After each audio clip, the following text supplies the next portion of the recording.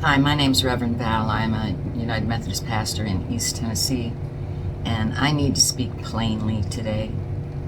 Two bills now sit on the governor's desk in Tennessee. One would punish churches and charities for providing housing to certain immigrants, holding them liable if those they shelter later commit a crime.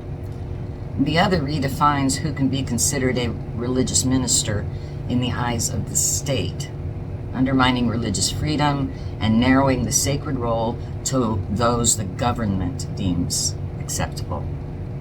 Both of these bills are dangerous, not just legally, not just politically, spiritually.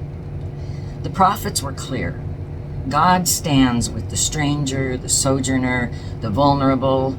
Isaiah said, learn to do good, seek justice, rescue the oppressed, defend the orphan, plead for the widow. Jesus said, I was the stranger and you welcomed me. Not, you verified my documents. Not, you ran a background check. Just welcomed. And now we're being told that if we act like Christ, if we welcome the stranger, we might be sued. We might be silenced. We might be punished. I've heard the justifications. We must protect our communities, they say. But let's be honest. This isn't about protection. It's about fear. It's about control.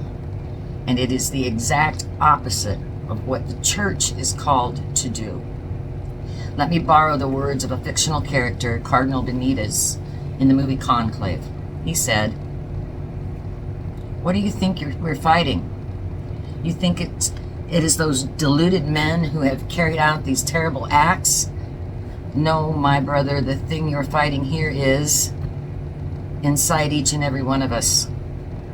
If we give in to hate now, if we speak of sides instead of speaking for every man and woman, then we have shown ourselves to be small, petty men. This legislation is small. It is petty, and it's built on fear. Cardinal Lawrence, in the same film, warns us against the greatest sin he has come to fear, certainty. Certainty is the great enemy of unity, he says. Certainty is the deadly enemy of tolerance. What these bills represent is certainty twisted into law. Certainty about who deserves help, who's legitimate, who gets to speak for God.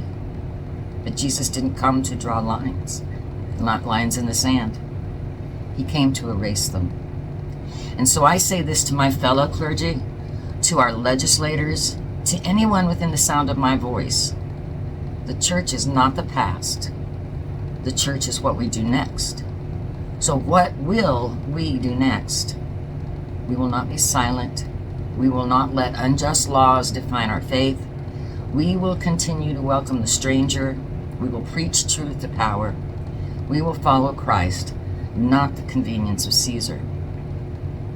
And if the government wants to see what faith in action looks like, let them come to my church. Let them see what happens when love refuses to be legislated. Thank you. Have a blessed day.